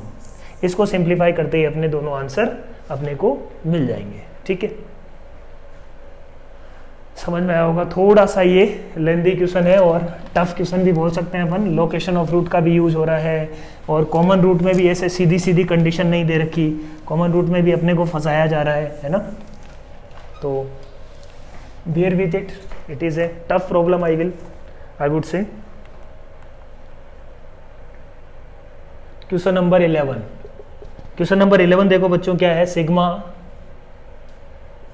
n is equal to 1 to infinity, ये क्या देखो tan इनवर्स, ये अपन बोल सकते हैं कि ट्रिकी प्रॉब्लम है, root of n minus root of n minus 1 upon under root of n into n plus 1 upon tan inverse के अंदर बच्चों tan इनवर्स ही है ना। ये एक तो पहला ये तुम्हारे को मतलब अजीब सा लगा होगा, tan इनवर्स के अंदर इनवर्स है ना, tan इनवर्स ऑफ किसी थीटा का tan इनवर्स निकाल रहे हो तुम, पर ठीक है कोई दिक्कत नहीं है, जो दिया हुआ है उसी के अकॉर्डिंगली अपन चीजें सॉल्व करने वाले हैं, ठीक है। ये दिया हुआ है। सबसे पहली बात, इसको सिंप्लीफाई करो, इसको tan इनवर्स में कन्वर्ट करने की कोशिश करो, ठीक है। तो जब इसको अपन ट्राइंगल बना के सॉल्व करेंगे तो ये देखो बच्चों ये आने वाला है under root n upon under root n minus 1 upon 1 plus root n into root n minus 1, ये आ जाएगा। ट्राइंगल बना के सोल्व करोगे तो ये जो साइन इनवर्स वाला वैल्यू है वो इसमें कन्वर्ट हो जाएगा। इसमें कन्वर्ट होने का मतलब ये किस में कन्वर्ट हो गया, tan inverse of root of n minus tan inverse of root of n minus 1। ये अपन ने इनवर्स ट्रिगो में एक क्वेश्चन दिया था, वहां पे सोल्व भी किया था ये पूरा, है ना। इसको खुद से सोल्व करना, तो इसका मतलब ये अपने पास आ गया tan inverse of root of n minus tan inverse of under root of n minus 1। Calculation है पूरी की पूरी, तो मैं क्विकली कैलकुलेशन कर देता हूं यहाँ पे, ठीक है। अब tan inverse of a minus B upon 1 plus A B, ये फिर से किस में कन्वर्ट हो गया, sigma r is equal to 0, r is equal to 1 to infinity, है ना, 1 to infinity tan inverse of root n minus tan inverse of under root of n minus 1, ठीक है, ठीक बात। अब 1 टू इन्फिनिटी लगाते हैं, तो अपन ने बोला कि पहले तो यहाँ पे क्या आएगा f ऑफ 1, इसको मैं फंक्शन f मान लेता हूं, तो ये आएगा f of 1 minus f of n की जगह अब इसको मैं f मान रहा हूं, तो ये क्या आ जाएगा 0। फिर अपन ने माना कि ये क्या आ जाएगा 2 रखने पे f ऑफ 2, है ना, समेशन हो रहा है सबका, f of 2 minus f of 1, फिर f of 3 minus f of 2 till f of n तक जाना है अपने को इन्फिनिटी तक, तो ये क्या आ जाएगा, देखो बच्चों एफ ऑफ इन्फिनिटी, अपन पहले एफ ऑफ एन तक ही कैलकुलेट कर रहे हैं, फिर एन को टेंडिंग करवा देंगे इन्फिनिटी तक, F of N minus F of N minus F of N minus 1, ठीक है। तो देखो ये कैंसिल कैसे हो रहा है, ये इससे कैंसिल है, ये इससे कैंसिल हो गया, और लास्ट में ये भी कैंसिल हो चुका होगा, इसमें सेकंड टर्म बचेगा तो इसमें फर्स्ट टर्म बचेगा, ठीक है। तो इसका मतलब F of N minus F of 0 बच रहा होगा, F of N N tending to infinity पे tan inverse of infinity will tend to pi by 2, तो इसका मतलब ये आ रहा है tan inverse of pi by 2, इसका मतलब F of N N tending to infinity पे आ जाएगा बच्चों tan inverse of pi by 2 minus F of 0, 0 रखने पे tan inverse 0 0, tan inverse 0 is also 0, तो अपने पास क्या आ गया tan इनवर्स पाई बाई 2, और इज इक्वल टू अपने को दिया हुआ है tan inverse of pi by m, तो यहां से m इज इक्वल टू क्या आ गया बच्चों 2, m इज इक्वल टू 2 आते ही अपना क्वेश्चन सोल्व हो गया। रेंज यदि निकालना है नेक्स्ट में, तो रेंज में यदि साइन इनवर्स x को यदि चेक करें, तो इसका सेकंड पार्ट है f of x is equal to sine inverse x plus m tan inverse x plus x square plus 2mx plus 1, इसमें m को यदि जैसे ही तुमने 2 रखा, क्योंकि साइन इनवर्स x का डोमेन क्या होगा, x बिटवीन -1 to 1, ये अपने को पहले समझना होगा, x between -1 to 1, x -1 to 1 में होगा, उसमें देखो ये फंक्शन एक इंक्रीजिंग फंक्शन है ना, ये फंक्शन साइन इनवर्स x होगा 1/√1 minus x square differentiation, tan inverse x का 1/1 प्लस एक्स स्क्वायर, और x square plus 2mx plus 1 भी x -1 से 1 के बीच में इंक्रीजिंग फंक्शन है, ठीक है। तो तीनों इंक्रीजिंग फंक्शन है, तो एंड पॉइंट पे इनका क्या होगा, मिनिमा और मैक्सिमा। ये सिंपल सा प्रॉब्लम था अपने पास, ये अपन बोल सकते हैं कि ट्रिकी क्वेश्चन है अगेन, है ना, ये जेई टाइप का क्वेश्चन अपन नहीं बोल सकते, बट फिर भी हाँ अपने को आना चाहिए चीजें। इनवर्स ट्रिगियो में ये वाला जो साइन इनवर्स वाला जो है ना, ये रिलेशन तुम याद भी रख सकते हो बच्चों, है ना, ये वाली बात तुम याद भी रख सकते हो कि sine inverse of root of n minus root of n minus 1 upon, ये यदि दिखे अपन को, तो इसको अपन tan इनवर्स में कन्वर्ट कर सकते हैं, ठीक है ना, ये ध्यान रखो, तो चीजें और फास्ट बनेगी। क्वेश्चन नंबर 11 था ये, क्वेश्चन नंबर 12 है ना, सिंपल ही है क्वेश्चन नंबर 12। अपन ऐसा बोल सकते हैं कि क्वेश्चन नंबर 12 में हिट एंड ट्रायल टाइप का है, तो क्वेश्चन नंबर 12 तुमने यदि सॉल्यूशन देखा होगा तो समझ में आ गया होगा क्वेश्चन नंबर 12 का। क्वेश्चन नंबर 13, क्वेश्चन नंबर 13 भी काफी सिंपल प्रॉब्लम है ना, बैक्टीरिया की ग्रोथ से रिलेटेड सेम क्वेश्चन अपन ने क्लास में करवाया है, वही सेम प्रॉब्लम है। क्वेश्चन नंबर 14, अच्छा क्वेश्चन है क्वेश्चन नंबर 14 डिस्कस करते हैं, ठीक है। क्वेश्चन नंबर 14 क्या बोल रहा है, देखो f of 1 minus 1, f of 2 minus 2, ये सब इक्वल है ना, ये सारे के सारे इक्वल है, और n अपने को क्या दिया हुआ है, एक सेट है a, f कहां से कहां तक डिफाइन है, a to a, and onto function है, ये इंपॉर्टेंट है, यहां पे ऑन टू है कि 1 1 है, अपने को क्या दिया हुआ है यहाँ पे, function is 1 1, okay, function is 1 1, तो ये बात सबसे इंपॉर्टेंट है, यहाँ पे फंक्शन क्या है 1 1। देखो a टू a डिफाइंड है और फंक्शन 1 1 है, तो ऑन टू अपने आप हो जाएगा, है ना, वो अपने आप हो ही जाएगा, क्योंकि a टू a डिफाइन है, सारी वैल्यू इधर से भी लेगा तो सारी वैल्यू इधर से भी लेगा, है ना, 1 1 फंक्शन है, इसको अलग अलग वैल्यू लेनी है और a तक ही लेनी है, तो अपने आप उसको सारी वैल्यू लेनी पड़ेगी, उसमें कोई दो राय नहीं है, क्योंकि ये डिस्क्रीट वैल्यू है ना, a अपने को क्या दिया हुआ है 1 2 3 4 5, है ना, ये दिया हुआ है अपने को, a टू a में 1 1 होगा तो ऑन टू इसलिए होगा क्योंकि यहाँ पे डिस्क्रीट वैल्यूज है, इनमें से कोई एक वैल्यू उठाता है तो उसके कॉरस्पॉन्डिंग एक वैल्यू इसको उठानी पड़ेगी, तो 1 1 है तो ऑन टू अपने आप होगा, ये अपन बोल रहे हैं। अब ये बोल रहा है कि n इज इक्वल टू यदि 9 होता है तो उसके लिए कितने ऐसे फंक्शन पॉसिबल है, ये टिपिकल प्रॉब्लम है बच्चों, इसको थोड़ा सा सोचना पड़ेगा खुद से। मैंने बोला मान लो n इक्वल टू 9 लिया, तो f ऑफ 1 माइनस 1 इक्वल होगा किसके, तो अपन बोल सकते हैं कि f of n minus n equal होगा, मान लेते हैं किसी k के बराबर है, तो f of n is equal to क्या बोल सकते हैं, n प्लस माइनस k, ठीक है।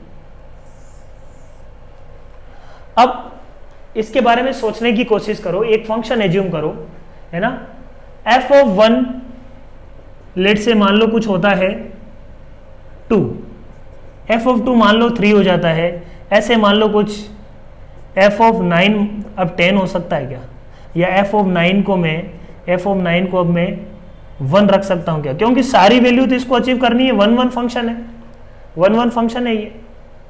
तो कोई भी दूसरी वैल्यू यदि अपन लेके देखते हैं तो एक बार रेंडमली लिख के देखो प्रॉब्लम को, तो समझ में आएगा कि अपने को क्या बाउंडेशन क्या है, एफ ऑफ 1 माइनस मतलब 2 minus 1 constant, 3 minus 2 constant, but last में ये गड़बड़ कर देगा एफ ऑफ 9, है ना।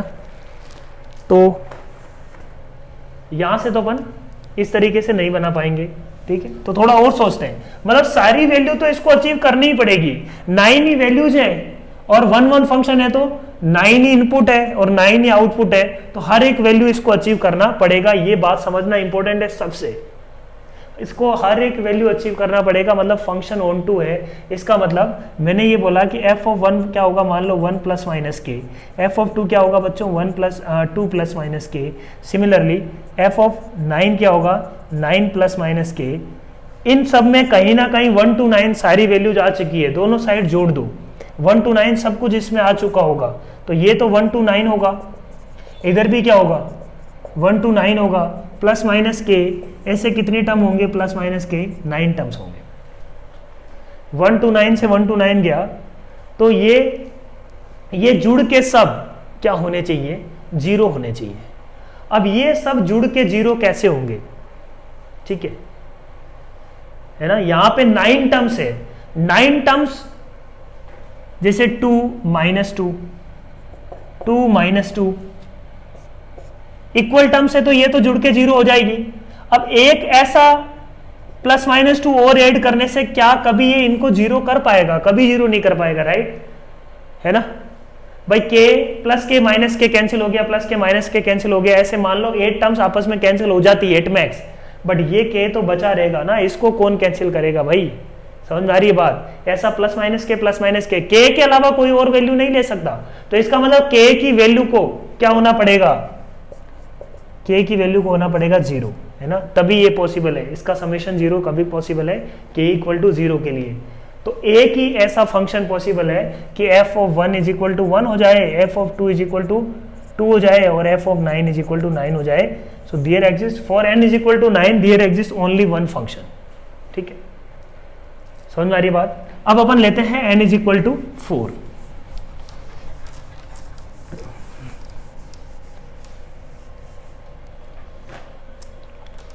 n इज इक्वल टू 4 लिया तो देखो क्या हो सकता है।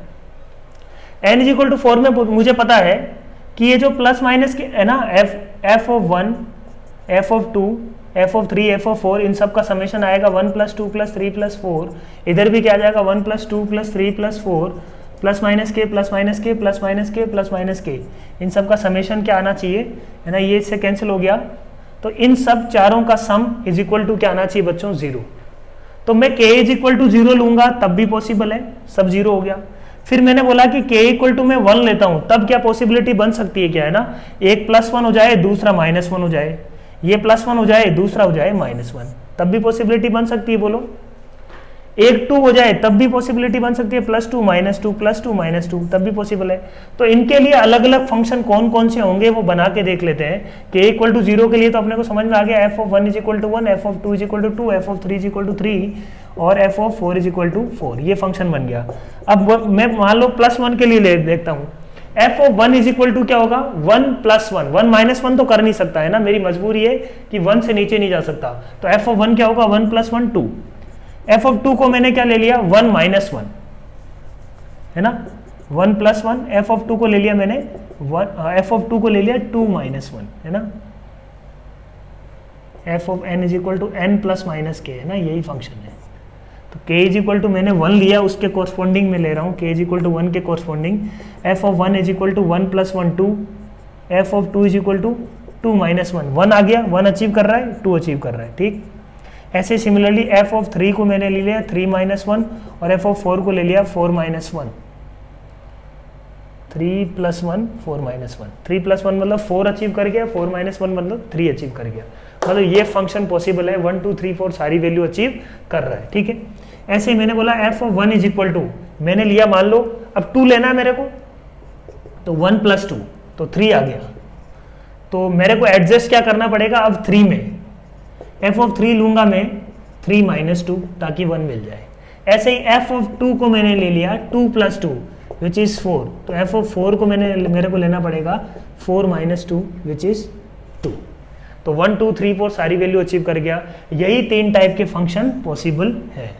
तो for n = 4 number of functions will be 3।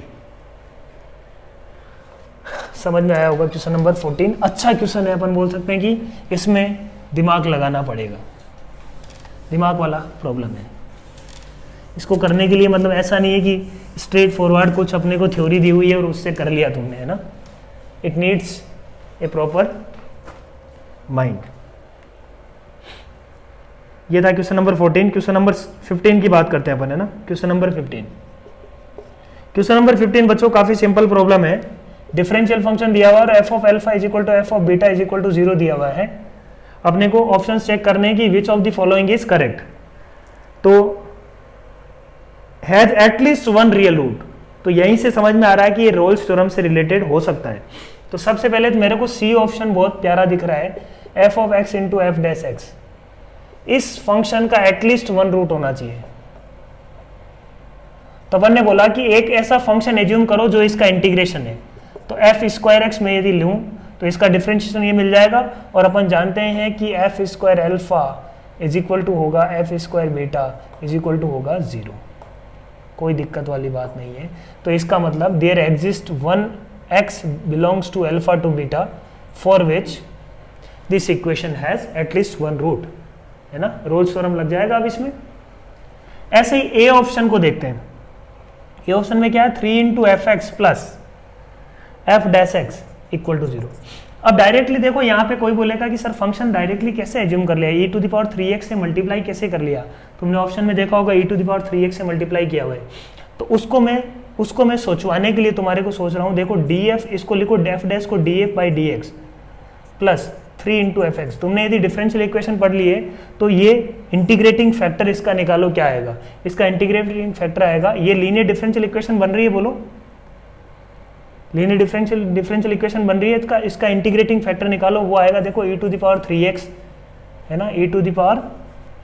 e⁻ integration of 3dx which is e⁻3x।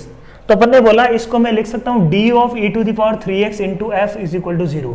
इसका मतलब इसका इंटीग्रेशन बच्चों क्या है ना, ये इसका डिफरेंशिएशन है ना। e⁻3x से मल्टीप्लाई करने के बाद, समझ में आ रही है ना बात। इसको मैं e⁻3x into df/dx plus 3 × f into e⁻3x is equal to 0 भी लिख सकता था, कोई प्रॉब्लम नहीं थी। और इसको मैंने क्या लिखा है बच्चों, इसको मैंने लिखा है d of e⁻3x into F is equal to 0।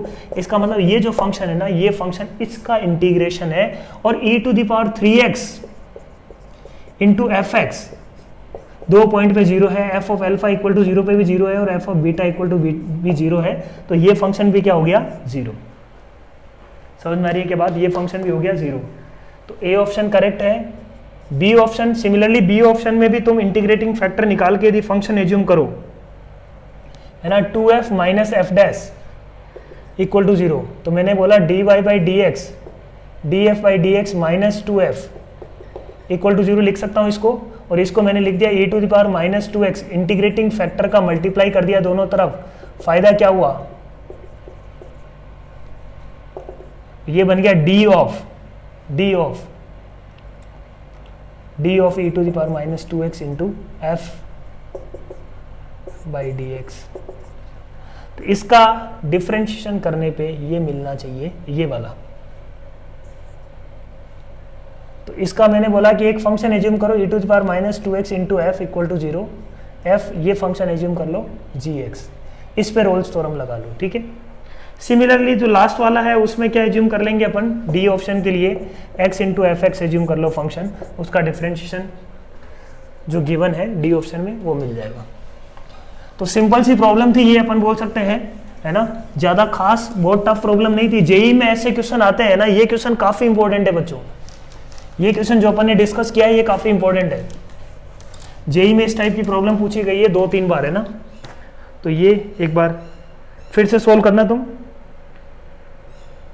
Paragraph section 3 पे आ जाते हैं अपन। Section 3 is paragraph. Question number 16, paragraph को ही मैं कर देता हूं, उसके बाद तो प्रॉब्लम्स तो बहुत आसान है। तो 16 17 में यदि देखें अपन, देखो एक अपने पास क्या दी हुई है, लाइन। लाइन की इक्वेशन है, ये पॉइंट है अपने पास 2x minus Y is equal to plus 3 is equal to 0 है ना। तो x इज इक्वल टू 0 रखने पे y इज इक्वल टू 0,3 और y इक्वल टू 0 रखने पे x इज इक्वल टू मिल जाएगा माइनस ऑफ 3/2। ठीक है, माइनस 3/2, 0। ठीक है, ये लाइन आ गई। तो एक पॉइंट है अपने पास 1,2, एक पॉइंट है अपने पास 2,4। तो एक पॉइंट है, इनसे एक ट्राइंगल बनने वाला है, इसका एरिया दिया हुआ है s है ना, और ग्रेटेस्ट इंटीजर ऑफ s बोल रहा है इज इक्वल टू 2 है। ठीक है, तो इसका एरिया निकालते हैं बच्चों। ये पॉइंट को कुछ मान लेते हैं अपन। ये पॉइंट को यदि मैंने माना अल्फा की टर्म्स में, तो इस पॉइंट को मेरे को m, n दिया हुआ है, तो इस पॉइंट को मैं मान सकता हूं m, y is equal to क्या होगा 2m प्लस 3। ठीक है, तो इसको सिंप्लीफाई करो, s निकालने की कोशिश करो।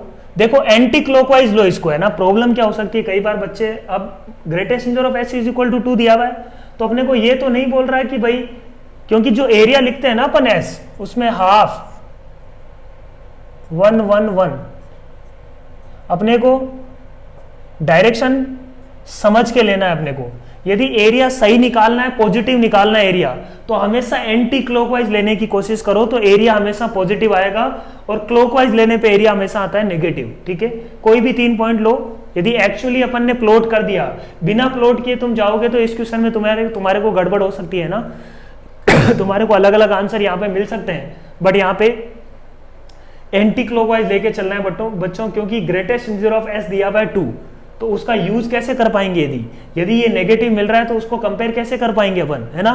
तो अपने को ये पहले से ध्यान रखना पड़ेगा कि अपने को एंटी क्लॉकवाइज लेके चलना है। ठीक है, तो ये one mistake that can happen. ठीक है, तो ये अपने को ध्यान रखनी है। एंटी क्लॉकवाइज ले लेंगे तो फिर कुछ नहीं बचता है क्वेश्चन में। देखो m1, ये पॉइंट अपने को दिया हुआ है 2,3, तो m1 2m प्लस 3 2 3, इसका सिंप्लीफाई करो। ये क्या मिलेगा, सिंप्लीफाई करने के बाद ये अपने को मिल रहा है m प्लस 2/2 मिल रहा है, क्या है ना, m प्लस 2/2 मिल रहा है। इसको सिंप्लीफाई करने के बाद ये मिल रहा है ना m प्लस 2/2। तो m plus 2/2 is equal to s। अब अपने को ग्रेटेस्ट इंटीजर ऑफ s दिया हुआ है 2, इसका मतलब s किससे किसके बीच में होना चाहिए, s होना चाहिए 2 से लेके 3 के बीच में, है ना। तो m प्लस 2 क्या आ रहा है 4 से 6 के बीच में, m किससे किसके बीच में आ रहा है 2 2 4, बट m वो बोल रहा है ग्रेटर देन 2 है और इंटीजर है। m क्या ग्रेटर देन 2 है और बिलोंग्स टू नेचुरल नंबर है, ये दिया हुआ है अपने को। ठीक है, m n belongs to natural number. तो अपन यहाँ पे ध्यान से देखो, एक ही पॉसिबिलिटी बचती है m इज इक्वल टू 3। जैसे ही m इज इक्वल टू 3 मिला, अपना प्रॉब्लम सोल्व हो गया। यहीं पे सारे क्वेश्चन सोल्व हो जाएंगे, है ना। क्वेश्चंस काफी आसान है, बाकी यही सिंप्लीफाई करना अपने को प्रॉब्लम होगा। तो rest questions are very easy, ये खुद से कर सकते हैं बाकी अपन। नेक्स्ट है देखो प्रॉब्लम नंबर 19 एंड 20। तो 19 में देखो अपने को a दिया हुआ है ना, 1 0 0 2 1 0 0 0 1 दिया हुआ है। a into u1 is equal to 2 0 0। ठीक है, ऐसे ही a into u2 is equal to 1 2 0, a into u3 is equal to 1 2 3, है ना। समझना इसको। दिया हुआ the value of the determinant mod of u, u अपने को क्या दिया हुआ, u is equal to u1 u2 u3, इन तीनों को यहाँ पे रख दोगे तो u मिल जाएगा। तो डिटर्मिनेंट ऑफ u निकालने के लिए बच्चों अपने को क्या चाहिए, u1 चाहिए, u2 चाहिए और u3 चाहिए। काफ़ी सिंपल प्रॉब्लम है। u1 निकालने का तरीका क्या है, देखो u1 को कुछ मान लो x y z, इनवर्स निकाल लगाओगे तो काफ़ी बड़ा चला जाएगा, है ना, इनवर्स लगाने पे लेंदी हो सकता है। इनवर्स निकालने की जरूरत नहीं है बच्चों, यहाँ पे सीधा सीधा क्या लगाओ 1 0 0 2 1 0 0 0 1, इनवर्स से भी कर सकते हैं अपन। a into u1 is equal to क्या दिया हुआ है अपने को 2 0 0, तो a इनवर्स निकाल के मल्टीप्लाई भी कर सकते थे अपन, है ना। तो यहाँ से x y z की वैल्यू आ जाएगी, तो मैं u1 निकाल देता हूँ, है ना। तो देखो यहाँ पे x इज इक्वल टू क्या आ गया 2, फिर अपन ने बोला 2x plus y is equal to क्या आ रहा है 0, and z is equal to क्या आ जाएगा 0। तो x इज इक्वल टू 2 रखने पे y इक्वल टू क्या आ गया बच्चों -4। तो u1 क्या आ गया अपने पास, u1 is equal to 2 -4 0। Similarly you can find u2, you can find u3, सब मिल जाएंगे, क्वेश्चन सोल्व हो जाएगा अपना। जो बाकी आगे एक बार u मिल गया तो बाकी जो करना है बहुत ही आसान है, ठीक है।